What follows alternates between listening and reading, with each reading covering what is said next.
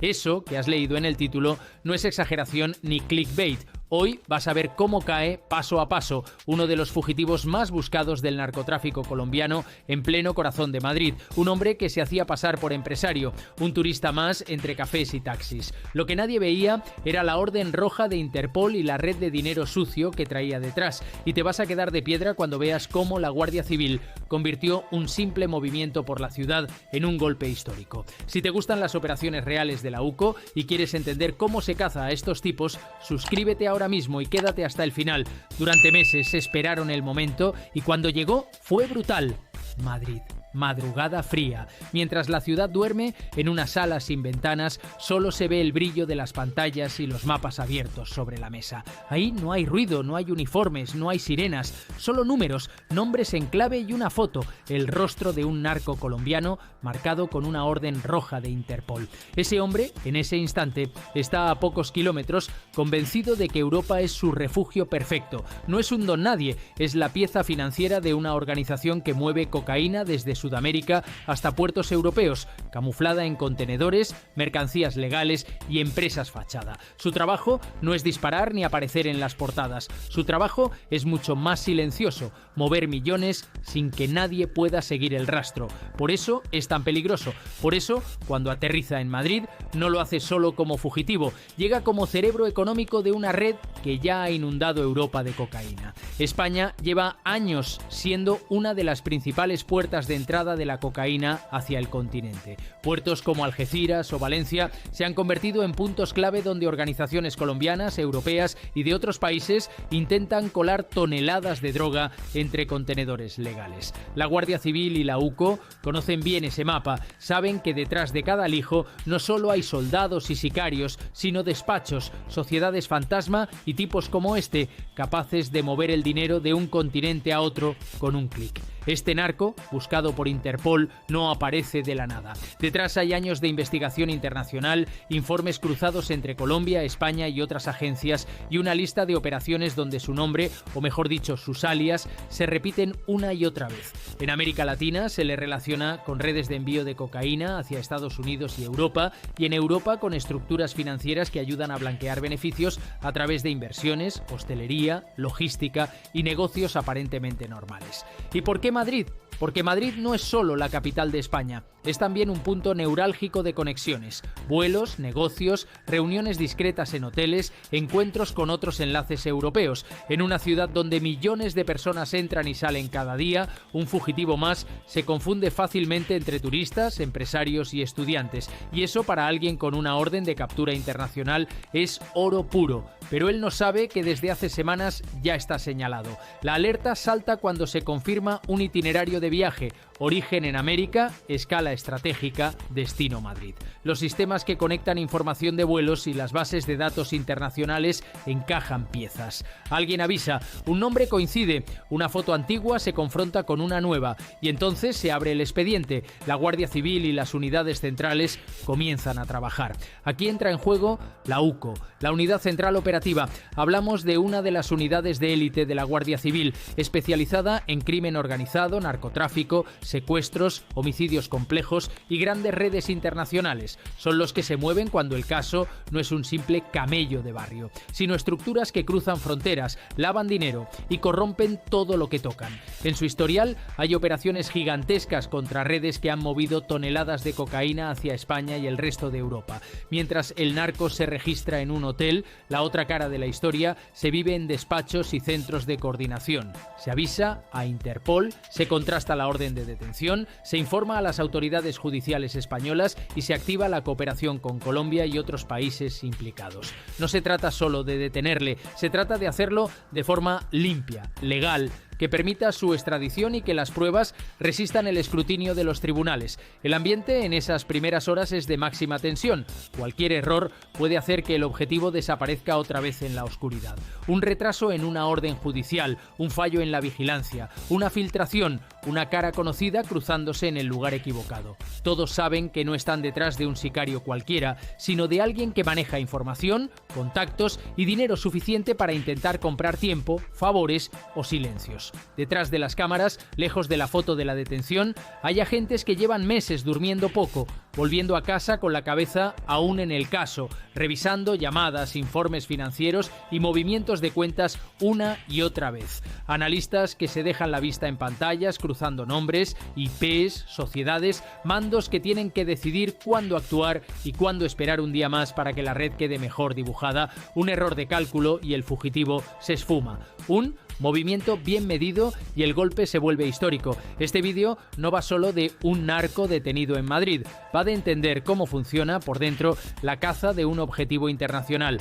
Va de la parte que casi nunca se cuenta, la lucha silenciosa por seguir el rastro del dinero, las conexiones políticas, las presiones y el impacto que todo esto tiene en la imagen de España como muro de contención del narcotráfico en Europa.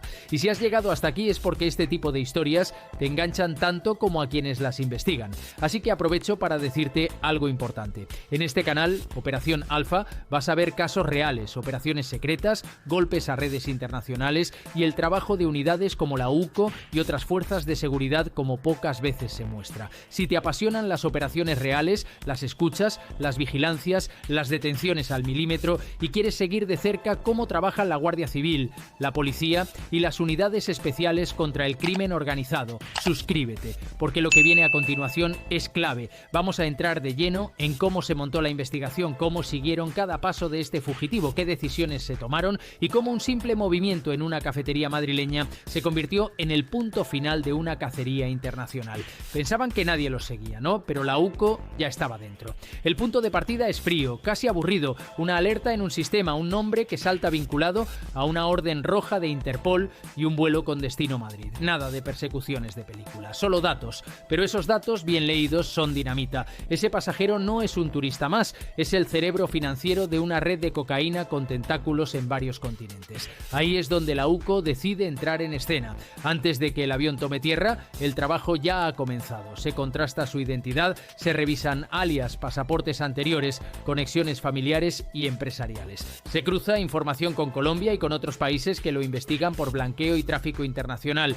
No se puede fallar. Si hay un error en la identificación, todo el operativo se viene abajo. Si se acierta, se abre una ventana única para detener a un fugitivo que lleva años esquivando a la justicia. Cuando pisa suelo madrileño, no lo recibe una patrulla con luces encendidas. Lo recibe el anonimato. Él cree que pasa desapercibido. Pero mientras recoge su equipaje, ya hay ojos puestos en él. Equipos de información y de la UCO siguen su rastro desde el aeropuerto hasta la ciudad, comprobando si alguien le espera, si hay escoltas, si hay coches lanzadera o contravigilancia. Nada se deja al azar. La primera fase es pura vigilancia. Se le ve entrar en un hotel, moverse por zonas céntricas, usar taxis, caminar relajado, móvil en mano. No parece nervioso, no actúa como quien se sabe perseguido y eso para los investigadores es una ventaja. Un fugitivo que se cree seguro comete errores, habla más, se reúne más, se expone más. Cada recorrido que hace se documenta. Calles, horarios, rutinas improvisadas. Paralelamente, los equipos de análisis trabajan a contrarreloj. Se cruzan sus movimientos físicos con posibles movimientos de dinero, llamadas, conexiones de su teléfono, accesos a correos o plataformas. Se comprueban empresas asociadas a su entorno, inversiones sospechosas, negocios vinculados al blanqueo de capitales del narcotráfico en España y otros países europeos. No se trata solo de detenerle, sino de entender qué parte de la red trae entre manos. En esos días la palabra clave es paciencia. Podrían detenerlo casi en cualquier momento, pero hacerlo demasiado pronto puede significar perder información valiosa, contactos, reuniones, rutas de dinero. Hacerlo demasiado tarde puede significar perderlo para siempre. Los mandos tienen que decidir en qué punto el riesgo de fuga supera el beneficio de seguir observando. Se activan también fuentes humanas, informadores, personas del entorno criminal o financiero que pueden aportar pistas sobre por qué está en Madrid y con quién piensa verse. No todo está en las bases de datos. A veces una frase en una llamada, un comentario en un bar o un movimiento extraño de un intermediario abre una línea nueva. Ahí entran las unidades especializadas en blanqueo y crimen organizado, acostumbradas a leer entre líneas. En este tipo de operaciones, el miedo siempre está presente. Miedo a una filtración, a que alguien avise al objetivo, a que un error en la calle destape la vigilancia. Los equipos en terreno se mueven con discreción extrema. Coches sin distintivos, agentes mezclados entre peatones, cambios constantes en los relevos para que nadie repita cara cerca del fugitivo. Imagina la escena, él sentado en una terraza, mirando el móvil, tomando un café sin prisa. Lo que no sabe es que en esa misma terraza hay al menos 2 personas que no están ahí por el café.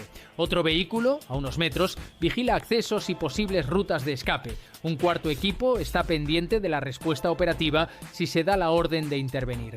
Todo parece normal, pero la ciudad para él ya no es neutral. En el centro de coordinación las pantallas muestran mapas, cámaras, ubicaciones en tiempo real, se escuchan frases cortas, casi en susurro. Objetivo sentado en exterior, lado calle. No hay acompañantes visibles. Posibles apoyos a 200 metros. Lado sombra. Cualquier cambio en su actitud dispara la tensión. Si se levanta de repente, si recibe una llamada y cambia de dirección, si entra en un vehículo que no estaba previsto, todo el mundo se pone en alerta. Y entonces llega el momento en que ya no se puede esperar más. La orden de detención está firme, coordinada con la autoridad judicial y con la petición internacional. Se elige un entorno con el máximo control posible. Un lugar donde se minimice el riesgo para los civiles y se reduzca al mínimo la posibilidad de fuga o resistencia.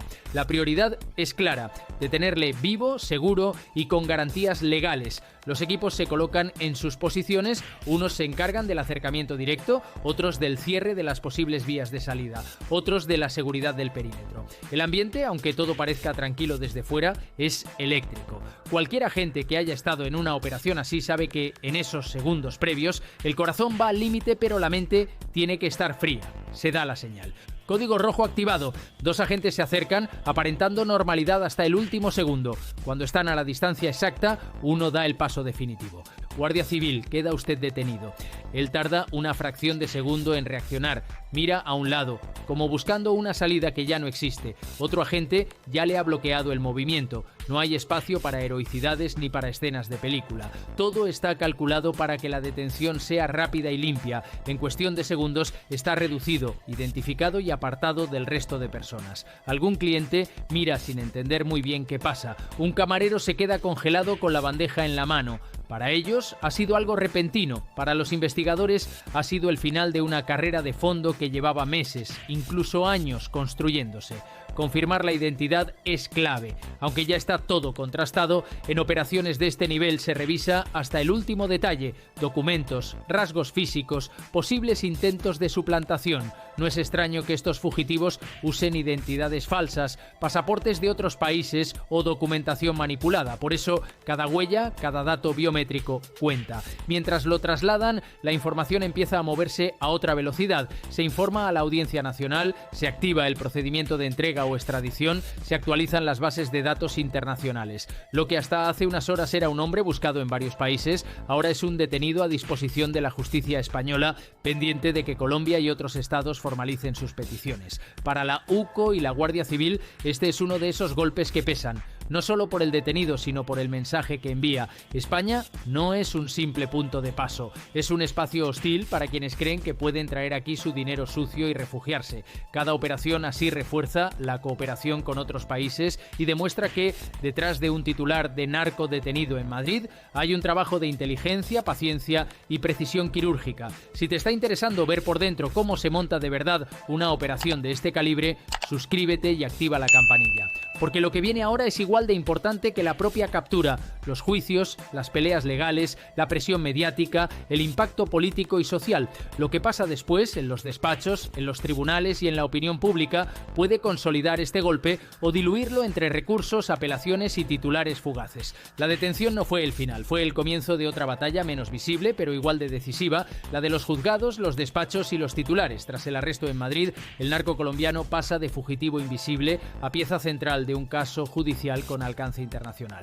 De la cafetería esposado va directo a dependencias policiales y muy pronto a la Audiencia Nacional, el órgano que en España se encarga de las grandes causas de narcotráfico y extradiciones. Allí se activa el siguiente engranaje. La orden internacional de detención se traduce en papeles, informes y solicitudes formales. Colombia remite la documentación para pedir su extradición, detallando los cargos que se le atribuyen: tráfico internacional de drogas, pertenencia a organización criminal y blanqueo de capitales criminales a gran escala. Cada informe, cada prueba, cada movimiento financiero que se ha seguido durante meses se convierte ahora en munición procesal. Un fallo técnico, una notificación mal hecha o una vulneración de derechos puede poner en riesgo todo el trabajo previo. Las primeras horas son clave. Se decide si queda en prisión provisional, si se imponen medidas cautelares y cómo se articula el proceso para que no haya huecos por donde se pueda escapar. Los abogados entran en juego con su propio plan: recurrir, cuestionar pruebas, alegar errores de identificación, problemas de procedimiento o incluso riesgo para su integridad si es enviado de vuelta a su país. El fugitivo, que antes se movía entre hoteles y taxis, ahora se mueve entre celdas, calabozos y salas de vista, pero sigue siendo peligroso no por una pistola, sino por lo que sabe y lo que puede decir. En paralelo, el caso estalla en los medios. Narco colombiano detenido en Madrid, buscado por Interpol, red internacional de blanqueo y cocaína en Europa. Los titulares aparecen en informativos, webs y redes sociales. Para el gran público es una historia más en medio de muchas. Para quienes conocen el mundo del narcotráfico, sin embargo, hay algo muy claro: que caiga un perfil financiero de este tipo no es habitual, no es un sicario, no es un transportista, es alguien que sabe dónde está el dinero, quién lo mueve y cómo se lava. Esta repercusión mediática tiene dos caras. Por un lado, refuerza el mensaje de que España y Colombia están trabajando juntas para golpear a las grandes estructuras del narco, lanzando una señal hacia adentro y hacia afuera. Aquí no hay refugio seguro. Por otro, genera presión sobre jueces, fiscales, policías y también sobre los gobiernos. Cuando un caso se convierte en símbolo, cada decisión se mira con lupa. Cualquier paso que parezca blando se interpreta como debilidad.